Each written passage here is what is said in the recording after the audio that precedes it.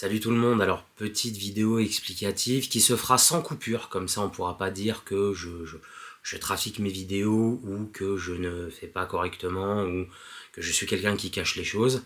Je sais pas si vous avez vu le post, mais j'ai supprimé la dernière vidéo dans laquelle je faisais une analyse d'un gros youtubeur américain sur ses manières d'interagir avec ses serpents et sur tout ce qui était le côté un petit peu professionnel, puisque cette personne se prône soigneur animalier et possède un zoo privé qui, pour moi, ne répond absolument pas aux standards de ce que devrait être un parc animalier, qu'il soit privé ou public.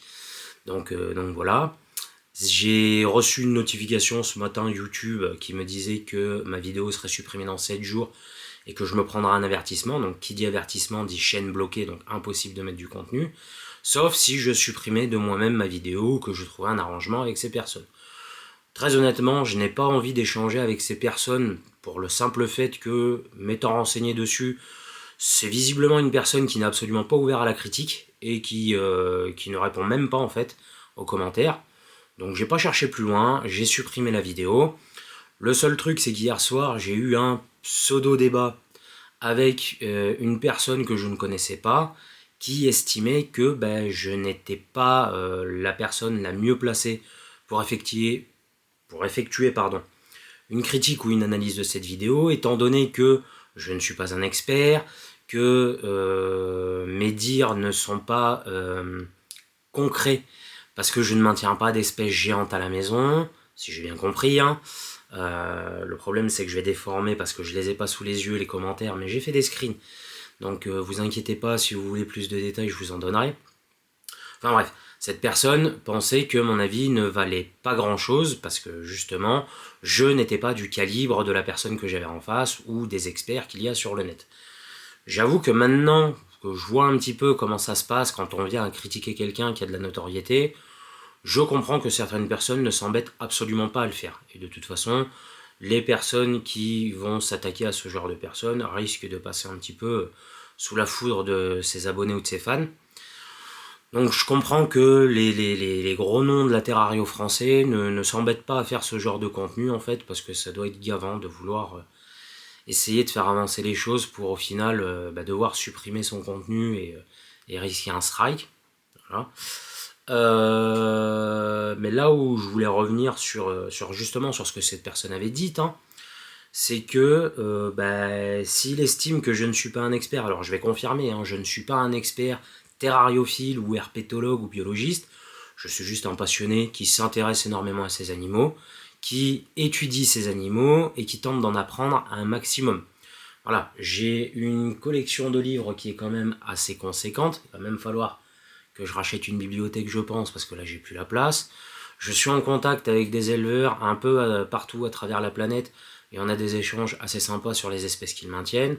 Je participe à des visioconférences pour me renseigner justement sur la biologie, la conservation, les venins, le maintien en captivité, pour en apprendre plus et aussi me remettre en question. Et derrière ça, je suis une formation de soigneur animalier. Donc je côtoie aussi le milieu du soin animalier en parc zoologique. Et justement, c'est là-dessus que se basait ma critique, parce que de ce que j'ai pu en voir et de ce que j'ai pu étudier, en fait, cette personne ne respecte absolument pas les préceptes de ce que sont la conservation animale, but, je le rappelle, pour lequel les zoos existent à l'heure actuelle. C'est vrai que de base, les ménageries, c'était des collections privées pour des gens qui étaient aisés, mais aujourd'hui, les zoos, c'est plus des actes de conservation, généralement, où on tente justement de protéger des espèces et les faire découvrir au public dans de bonnes conditions. Ça, après, il n'y a pas tous les parcs zoologiques qui le font, malheureusement, mais voilà. Donc voilà, c'était un petit éclaircissement vis-à-vis de ça. Et j'en ai discuté avec ma compagne ce matin, parce que je ne voulais pas réagir à chaud sur cette vidéo, parce que ça sert strictement à rien, c'est pas constructif, et j'estime ne rien avoir à me reprocher dans l'affaire. Mais je trouve quand même ça assez marrant qu'une chaîne qui a 6 millions d'abonnés, qui à chaque fois fait plus de 100-150 000 vues, vienne faire supprimer la vidéo d'une petite chaîne de moins de 1000 abonnés. C'est quand même assez cocasse quand on sait qu'il y a d'autres chaînes qui s'intéressent à ce youtubeur de très près, qui prennent plus de 250 000 abonnés avec plus de 250 000 vues par vidéo et qui, elles, vont par contre montrer des méthodes qui sont tout simplement honteuses. Voilà. Je comprends pas. Voilà. Alors, je pense que si la vidéo a été supprimée, il y a deux solutions. C'est soit qu'une personne est allée rapporter cette vidéo directement au propriétaire des images, et il est tout à fait en droit d'en demander la suppression, hein. Moi je préfère demander pardon que de demander l'autorisation, mais soit ça a été rapporté à une personne, soit ce que je disais dans la vidéo, en fait, ça a gêné à un moment, et du coup, merci, au revoir. Bon, c'est pas grave, c'est les règles du jeu, la prochaine fois, je ferai autrement. Ensuite, après en avoir discuté avec ma femme, elle m'aide énormément pour me remettre en question, c'est une femme formidable. Un jour, il faudra que je vous la présente. Elle m'a fait comprendre qu'effectivement, pour certaines personnes, il pouvait être dur de s'imaginer que ce que j'avance est quelque chose de concret, quand je ne montre pas de manipulation à travers de mes vidéos, d'interaction, quand je ne montre pas mon quotidien non plus. Et j'avoue que c'est quelque chose qui peut paraître trompeur. Alors, si ça a été le cas, j'en suis désolé. Je ne suis pas là pour mentir à ma communauté, hein. Moi, le but, c'est de partager mon expérience et mes connaissances. Donc, je vais commencer tout de suite en répondant à une question qui revient souvent. Pourquoi j'utilise des crochets pour manipuler mes serpents? La première des raisons, c'est que je vais nourrir mes serpents dans leur terrarium. J'ai une vingtaine de serpents à la maison. Premièrement, je ne vois pas tous les sortir un à la fois pour les nourrir ou dans plusieurs bacs différents pour les nourrir parce que c'est une vraie galère, donc je préfère nourrir en terrarium. Deuxièmement, parce que ça inflige moins de stress au moment du nourrissage à certains animaux qui peuvent être un petit peu plus sensibles, donc moins de stress égale un meilleur nourrissage et d'être plus tranquille. Et dernièrement, tout simplement parce que dans la nature, ce sont des animaux qui vont manger à même le sol. S'il n'y a pas de problème dans la nature, je ne vois pas pourquoi il y en aura avec un substrat adapté en terrario. Voilà, donc voilà, j'utilise ce crochet pour conditionner un petit peu le comportement de mes animaux tranquillement, et je vais vous montrer comment ça se passe. Donc ce que je fais, c'est que quand je ne nourris pas, hop,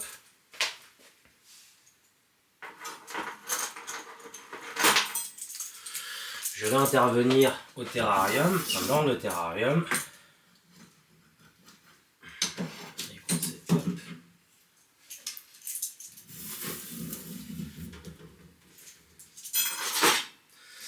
Avec mon crochet pour prévenir l'animal.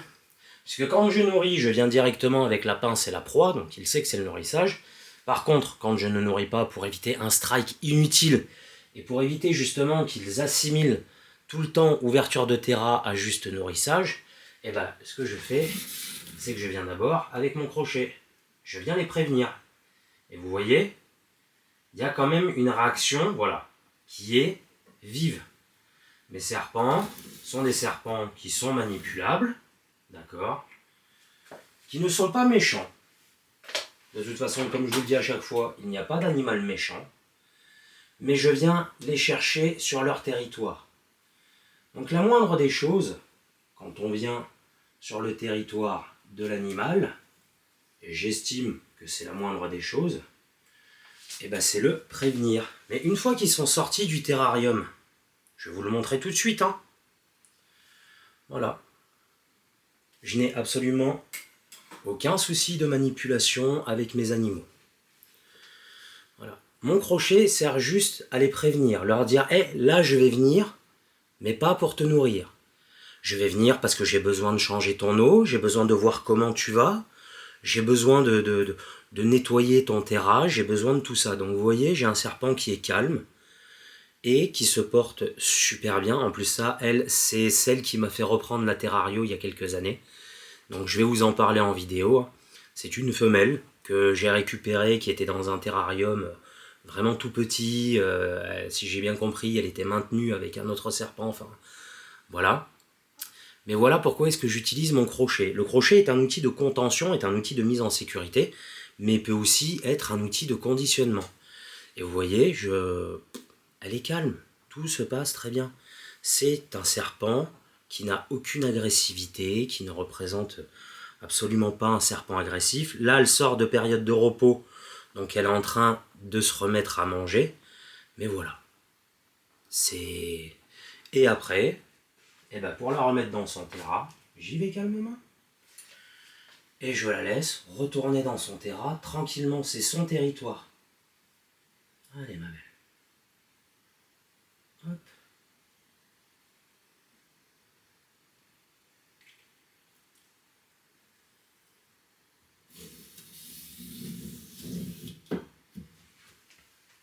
On fermera après ma belle.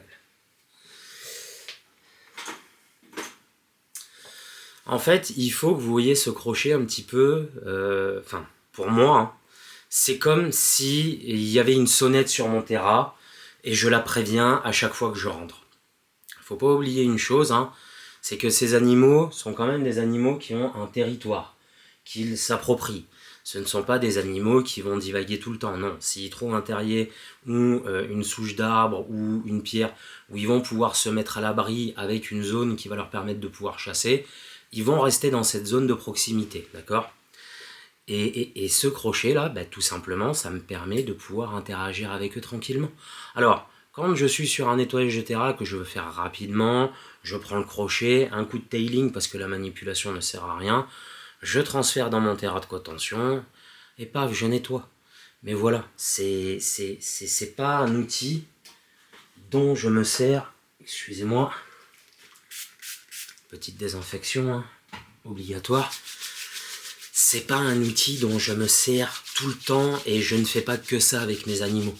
Seulement, j'estimais qu'en vidéo, enfin, voilà, vous voyez, ça reste de la manipulation très brève. Ce sont des animaux qui ne vont pas aimer les manipulations prolongées. Et là, vous voyez, enfin, je l'ai manipulé 2 minutes, ça suffit amplement en fait. Le problème qu'il y a, c'est que je ne veux pas que les gens en demandent toujours plus en fait, dans le sens où ils viennent que pour voir de la manipulation. Moi, je veux bien présenter mes bêtes, il n'y a absolument aucun problème avec ça. Il y en a certains que vous verrez manipuler avec des gants parce que ce sont de vraies agrafeuses et c'est pas agréable, mais je manipule. Voilà, c'est... Donc, votre question à propos de cet outil, elle est justifiée maintenant, je m'en rends compte. Hein, c'est, voilà. Et j'aurais peut-être dû y répondre avant pour éviter justement toute mauvaise compréhension. Mais voilà, le crochet, pour moi, c'est un outil qui va vraiment me permettre de pouvoir avertir mon serpent quand je vais rentrer dans le terrain, parce que vu qu'ils sont nourris en terrain, ben, je veux pas qu'ils fassent d'amalgame. Et avec certains spécimens qui sont très goinfres, hein, j'utilise même juste cette partie-là pour les avertir. Parce que vous voyez, j'ai un Lampropeltis juste en dessous, hein, qui je le rappelle aujourd'hui est une espèce soumise à CDC car invasive. Donc j'ai tous les papiers de la préfecture qui m'autorisent à l'avoir parce que je l'avais bien avant le passage de la loi. Mais je suis obligé de le prévenir avec ça parce qu'il est tellement goré et il est tellement matrixé par la bouffe, alors qu'il bouffe, hein, qu'il est capable d'essayer de me gober ça. Et j'ai pas envie qu'il se blesse. Donc je préfère y aller avec ça. C'est un petit peu mieux. Mais voilà, j'ai l'habitude de manipuler mes animaux. De toute façon, ça fait un moment que je vous dis qu'il y a un room tour qui doit être fait, donc je pense que je vais commencer à filmer mon room tour. Je pense que je vais le faire en même temps que le nettoyage etc. tout ça. Mais voilà, je respecte ces animaux pour ce qu'ils sont. J'aime mes animaux pour ce qu'ils sont. Pour moi, ce sont des êtres à part entière de notre famille. Et d'ailleurs, hein, ça va peut-être hérisser le poil à certains, mais ils ont tous un nom. Celle que je viens de vous présenter, là, c'est Svat. Et c'est ma femme qui leur donne les noms à chaque fois parce qu'elle a une imagination débordante. Mais voilà. Elle, c'est Svat. En dessous, vous avez Pichoun. En dessous, vous avez Trafalgar, Waska, Trailer. Vous avez Riverside. Vous avez Aya. Enfin, ils ont tous un nom. Mais pour moi, leur donner un nom, et c'est ça que m'a fait compris ma femme, et c'est pour ça que je dis que c'est une femme merveilleuse, c'est aussi leur dire, tu fais partie de ma famille, je vais prendre soin de toi. Voilà. Je sais que ça peut être un acte qui peut être vu comme de l'anthropomorphisme, hein, je le conçois moi-même, mais pour moi, ça signe un petit peu aussi ce contrat d'engagement, et c'est ma compagne qui m'en a fait prendre conscience, en fait, et aujourd'hui. Voilà, parce qu'on a eu une conversation là-dessus, et voilà. Maintenant, pour ce qui est des vidéos React, comme j'ai fait, je les ferai plus de la même manière. Ça évitera le strike, parce que je prône toujours une terrariophilie éthique. Et quand je vois des trucs comme ça circuler, ça me gave un bras. Petit message à toutes les personnes qui vont venir faire un commentaire. Je suis pas contre les commentaires, il n'y a absolument pas de problème. D'ailleurs, même des commentaires hein, que je ne comprends pas ou qui sont là juste pour pour être là en fait, je les supprime pas forcément. Je supprime vraiment les commentaires qui sont débiles ou insultants. Voilà, ça n'a rien à faire sur une chaîne que je partage avec tout le monde. Par contre, à partir du moment où vous venez commenter, vous êtes quand même pris 2 minutes pour écrire. Le moindre des choses que je puisse faire, c'est vous répondre et laisser votre commentaire visible. Donc, pour toutes les personnes qui voudraient commenter, critiquer. Si vous voulez le faire, j'ai aucun problème avec ça. Moi, je suis très ouvert à la critique et surtout à la critique constructive. Je n'ai pas la science infuse avec ces animaux et avec cette passion. J'ai des méthodes qui fonctionnent avec mes animaux, mais peut-être que d'autres méthodes seraient aussi, voire plus adaptées que ce que je fais à l'heure actuelle. Si vous voulez critiquer, venez, il n'y a aucun problème, mais assurez-vous que votre critique, elle soit constructive et argumentée là. Parce que ce qui s'est passé la nuit dernière avec cette personne qui tentait de proposer une critique constructive, au final, j'avais l'impression que ça tournait en rond parce que cette personne restait très vague, dans le flou, et j'ai pas eu mes réponses. Et ça, c'est quelque chose de frustrant. Je vais vous le dire honnêtement, c'est quelque chose de frustrant. Parce que quand on amène une critique sur la table, il faut que cette critique puisse déboucher sur quelque chose, qu'elle soit positive ou négative. Mais il faut que ça puisse déboucher sur quelque chose. Donc si vous voulez faire une critique sur la chaîne, faites-le, il n'y a aucun problème. Par contre, restez respectueux et arrangez-vous pour que cette critique, elle soit un minimum constructive. Je sais pas, on est sur une chaîne de partage. Je pense que pour quelqu'un qui n'a pas encore atteint 1000 abonnés, et là c'est pas question d'ego ou de me sentir plus pissé ou cocasse, non.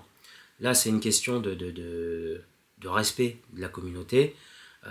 Je prends énormément de temps pour interagir avec la communauté parce que sans vous, la chaîne n'en serait pas là clairement. Et je pense que le minimum c'est de respecter aussi cette communauté. Voilà. Si vous avez une critique constructive à faire envers un commentaire de la communauté, faites-la, mais qu'elle soit toujours faite dans le respect et dans le but d'amener quelque chose. Voilà.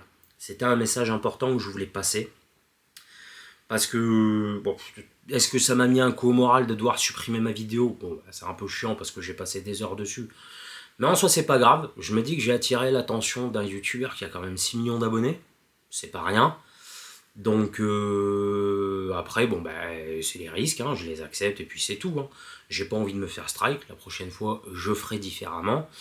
Mais voilà, je pars du principe que chacun peut avoir son avis sur Internet, le partager, à partir du moment où on est capable d'accepter le retour qu'il y a, et c'est mon cas. Mais visiblement, ce n'était pas trop le cas de la personne qui a commenté la nuit dernière. Donc voilà, c'était ma petite vidéo pour vous expliquer un petit peu ce qui s'est passé, vous expliquer un petit peu pourquoi le crochet.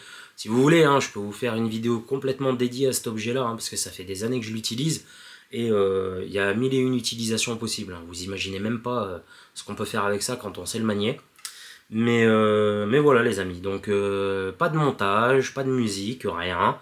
Je vais vous uploader la vidéo comme elle est, comme ça vous l'aurez de A à Z. Et puis voilà. Allez, je vous dis à très vite pour de nouvelles vidéos et portez-vous bien. Ciao.